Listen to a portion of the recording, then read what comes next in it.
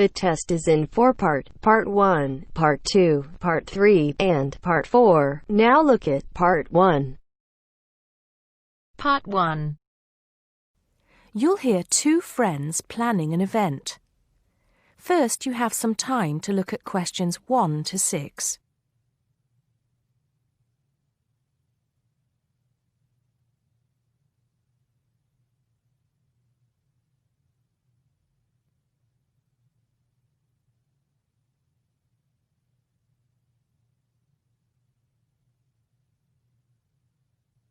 Now we shall begin. You should answer the questions as you listen because you will not hear the recording a second time. Listen carefully and answer questions 1 to 6. Hello, Joan. I'm glad you could come. Hello, Peter. What's up? Is something the matter? No, everything's fine. It sounded urgent on the phone. Did it? It's just that I've had this idea and I wanted to see how soon we could get it off the ground. Well, don't keep me in suspense. You know they're planning to close down the local clinic. It was in the newspaper yesterday, but most people have actually known for some time. Well, I thought we should do something about it. What did you have in mind? I thought we could organise a charity event and donate the money to the clinic.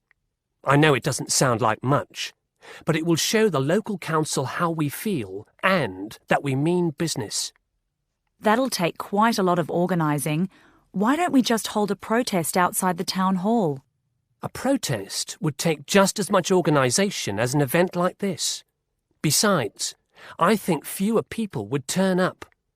A village fair or something like that would attract more people and get money for the clinic. People are more generous when they're enjoying themselves. OK then, it sounds good to me. How do we start? First, we put our heads together and come up with a list of people who'll be willing to help and people who can provide us with some of the things we need. For example, we might need a caterer to provide refreshments, a rock band for entertainment, tents and so on. Then, we do a lot of telephoning around and try to get everybody together at the same time in the same place. Sounds like a lot of work to me. Well, that's only the beginning. First things first, though. Let's decide now on who to get to the initial meeting and where and when to hold it. Fine. Well, the village hall would be the best place to have the meeting. It's not as big as the youth club, but it's warmer. There'll be no problem getting permission to use it, but I suppose it depends on how many people we invite. We don't want too many, otherwise the meeting will go on too long and nothing will get decided. But the village hall is a good idea. It's more official than having it in someone's living room. How many? 6 or 8 people to start with? 10 at the most? OK, now we have to decide on a suitable day and time. Suitable to everybody, I mean.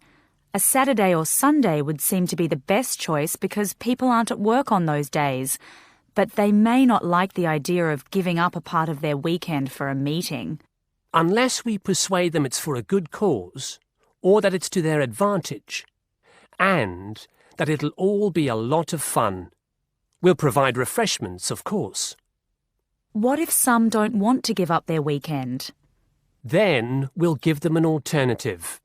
Say, one evening in the week after everybody's finished work. We'll see which is the most acceptable to them. Then book the hall. I can do the refreshments for the meeting. I'll get Darren and Maggie to help me. I'm sure they'll be more than willing. Before you hear the rest of the conversation, you have some time to look at questions 7 to 10.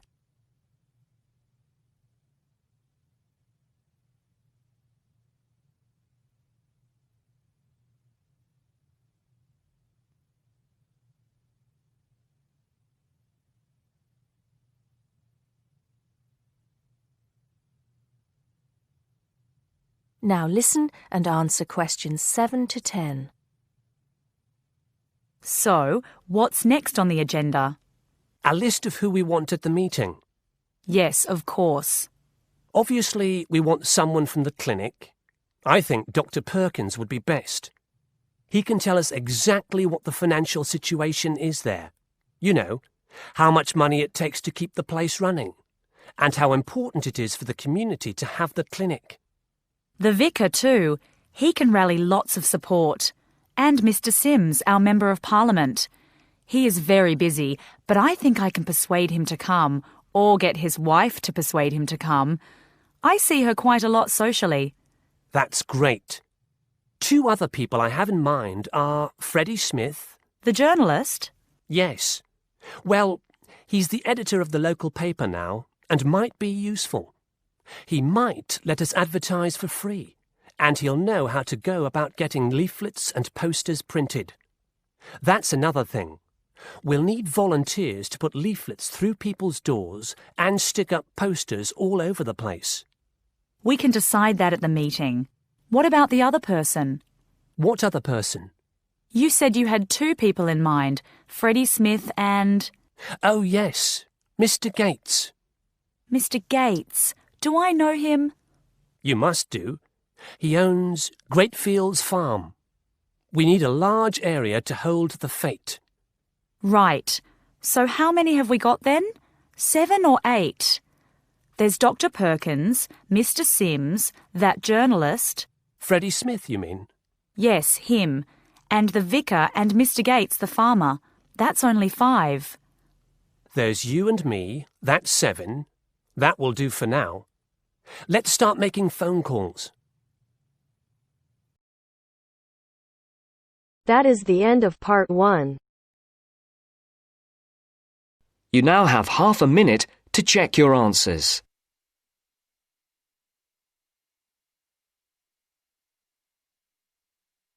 Now turns to part 2. Part 2. First, you have some time to look at questions 11 to 15.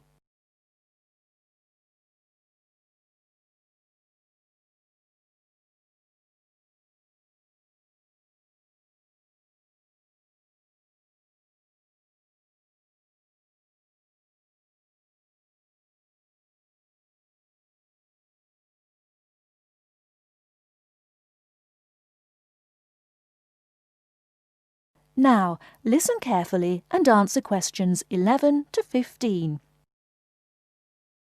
Thank you very much for inviting me here today.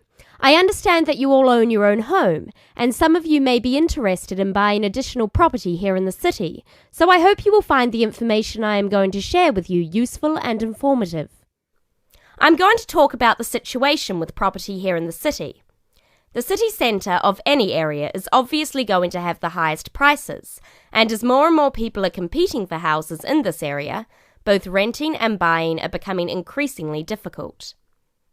It is most people's dream to one day own their own house. House ownership gives us a feeling of having achieved something, and we can see clearly what we have worked so hard for all our lives. It can give us a sense of security for our old age and a knowledge that we will hopefully have something to pass on to our children. However, buying a house, particularly for first-time buyers, is becoming more and more difficult, not only due to increasing prices, but also because of the need for a substantial deposit. For younger people, buying their first home is very difficult and often impossible. Young couples who cannot get the deposit together need to rent for a long time and sometimes forever. While traditionally, homes near the centre of the city have been the most desirable, people are now looking further afield. This has happened for a number of reasons, the main one being that our style of work is changing, along with that of other countries such as the USA. In certain professions, for example sales and computing, it is no longer necessary for people to be based in an office full-time. More and more people are beginning to work from home, which means they can avoid the hustle and bustle of rush hour traffic jams into work and have more freedom to choose to live in a more rural and peaceful location.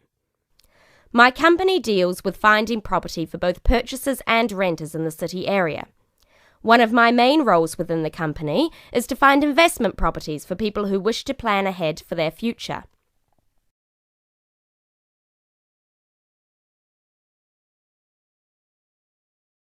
Before you hear the rest of the talk, you have some time to look at questions 16 to 20. Now listen and answer questions 16 to 20. An investment property is usually at the cheaper end of the market. People buy investment properties not to live in, but in addition to their own home in order to rent it out to other people. The advantage of putting your savings into property for the future is that you can be pretty certain that, as a long-term investment, your money will safely increase in value in line with inflation. Many people are turning to property investment instead of pension schemes, as we hear the horror stories of countries such as the UK, where people have invested all their lives into their pension schemes to find that now their money is relatively worthless. Houses automatically earn what is known as capital gains. That is, for every year you own the property, it becomes more valuable and often gives a better rate of interest on your money than most banks do. However, that is not to say there are no risks. There are people who buy property when the market is high and prices are inflated beyond their true value, only to find that when the housing market slows down, they are in a state of negative equity. Negative equity is a situation that arises when you owe more for the house than the house itself is worth. In short, the best advice is to be aware of the ups and downs of the housing market. Property investment, if handled correctly, can be enormously satisfying. I hope that this has given you an insight into the basics of the property market. Thank you for listening. Please raise your hand if you have any questions and I will try to be of assistance.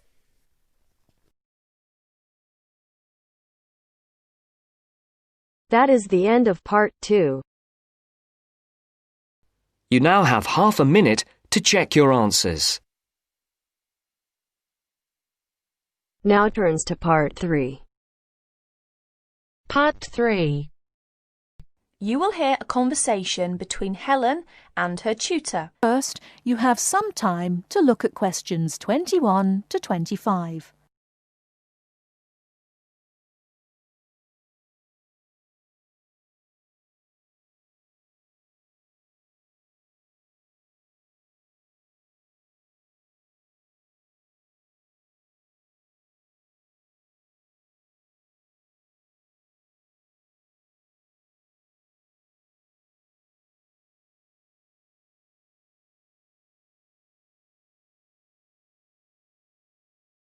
Now listen carefully and answer questions 21 to 25. Come in. It's you, Helen. What can I do for you? Well, it's about that essay on non-verbal communication. I'd like a bit of advice, if that's all right. By all means. That's what I'm here for. How can I help you? It's about that survey you asked us to carry out about body language. Oh, yes. I asked you to investigate what sort of touching is permissible between friends of the same sex and friends of the opposite sex. That's it. And then you wanted us to go on to compare the answers we obtained from people from our own culture with the answers of people from other cultures. Well, that shouldn't be too difficult. There are students here from dozens of cultures, including Asia and the Middle East. Go and ask them. That's the problem. I'm not sure how to word the questions. Before you hear the rest of the talk, you have some time to look at questions 26 to 30.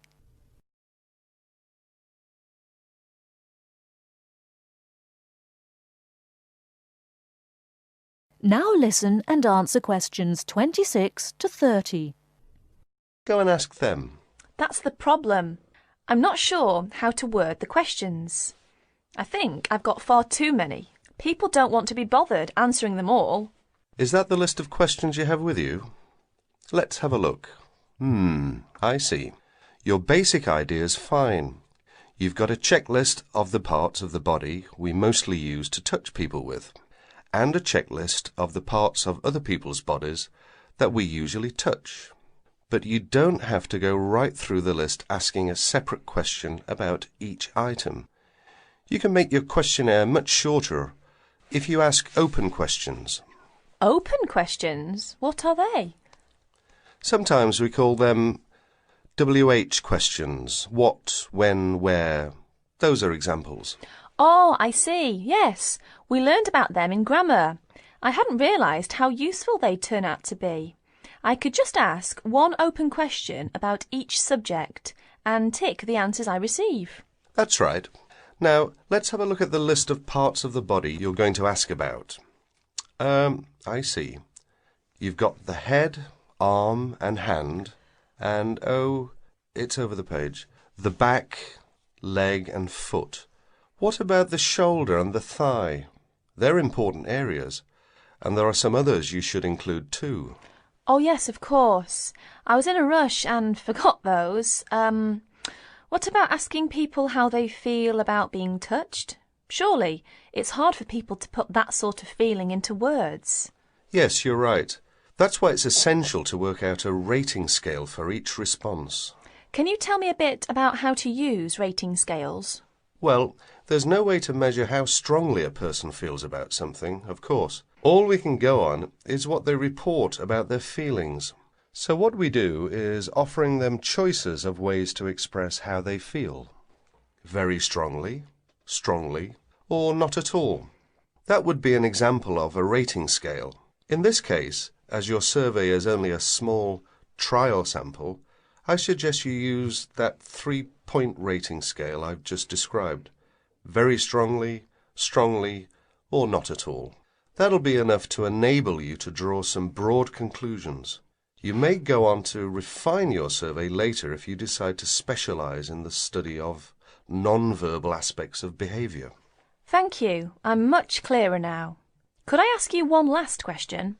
I'm afraid I've got a brain like a sieve, but I just can't remember the technical term you told us for the study of touch. It sounded like happy, but of course it isn't. Oh, you mean haptics. Haptics. Of course, haptics. That's it. Happy to be of service. That is the end of part 3. You now have half a minute to check your answers.